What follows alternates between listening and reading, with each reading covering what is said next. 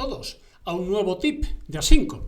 Ya sabéis, plena actualidad en este caso, un tema jurídico, también tributario, que son el tema de las herencias y concretamente dentro de las herencias, de las sucesiones, el tema de las acciones y los valores.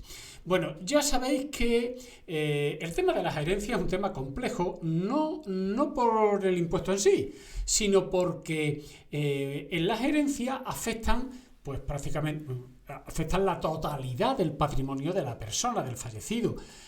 Por lo tanto, es una cantidad de activos pues muy distinto. Hay multitud de activos diferentes. Puede haberlos, vamos, no. Evidentemente no en todas las herencias hay muchos activos o distintos activos, pero suele haber diferencias de activos muy distintos.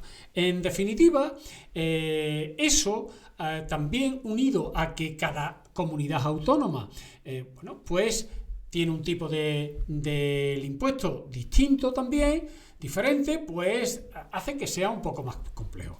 Bueno, pues en este caso vamos a raíz de una sentencia del Tribunal Supremo, vamos a indicar qué variación existe que es favorable, en este caso es una variación favorable, a la hora de calcular el impuesto a pagar por sucesiones.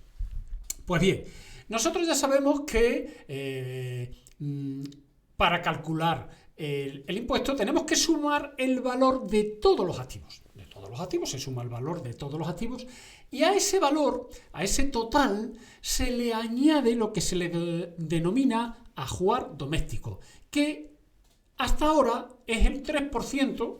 Esto lo hablamos de forma general, pero para que se entienda, sería el 3% del valor de todos esos activos que hemos sumado. Bien, pues el valor de todos esos activos, vamos a suponer que es 100.000 euros. Pues a esos 100.000 euros le calculamos el 3% y ahora el total del valor impositivo, ¿cuál es? Los 100.000 más los 3.000 que hemos calculado, 103.000. Y el impuesto sería sobre los 103.000.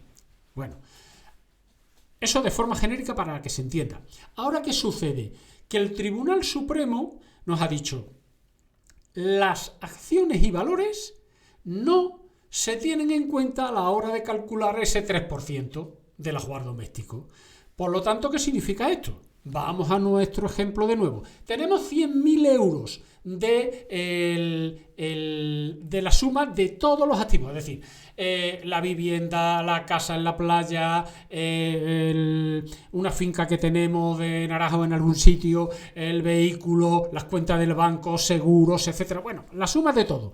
Y la suma de todo más, es un ejemplo, la cifra es lo de menos.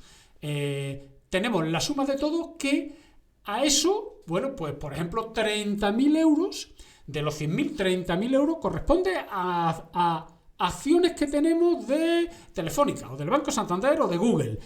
Bien, oye, pues ¿qué pasaba? Que antes a los 100.000 euros le teníamos que calcular el 3%, pero ahora ha dicho el Supremo no. Si en acciones y valores tenemos 30.000 euros, de los 100.000 quitamos los 30.000 y se quedan en 70.000 y el 3% se calcularía de esos 70.000 euros. Por lo tanto, el 3% ya sería menor, evidentemente. No podemos confundir con que tributar sí tributan en la totalidad. Es decir, a la hora de calcular el caudal relicto, que es la suma de todo más el ajuar doméstico que estamos diciendo, como se calculaba antes y como se calcula ahora, a la suma de todo, pues tributará. Ahora, con esta nueva forma, lo que hace es que el ajuar doméstico va a ser más pequeño. Pero a la hora de poner todos los activos para calcular el total del caudal relicto, sí, por supuesto, sí hay que tenerlo en cuenta. Otra cosa muy importante es el valor. El valor es a la fecha del fallecimiento.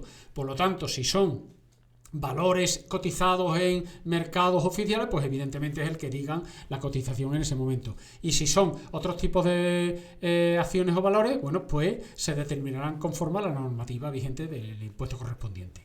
Pero lo importante, a ese valor, como una vez fallecido, se van a pasar, la propiedad pasaría del fallecido al heredero, o a los herederos, a quien sea. Ahí se pueden producir una serie de gastos a la hora de transmitir la propiedad de esos activos, de los valores y acciones. Bien, pues también se le sumaría esos gastos al valor de adquisición por parte del heredero.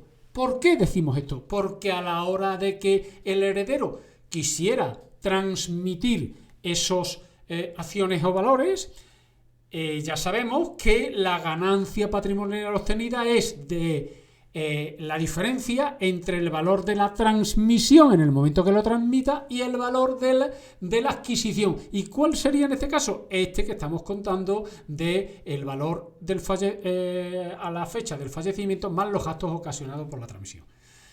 Yo creo que ha quedado claro. De todas maneras, evidentemente aquí nos tenéis en A5, en su área especializada sobre sucesiones y donaciones. Nos tenéis a vuestra disposición para lo que queráis. Ya sabéis que somos un despacho profesional de todo este tipo de cosas. Y no te pierdas los siguientes tips. Van a ser muy interesantes. Muchísimas gracias y hasta el próximo.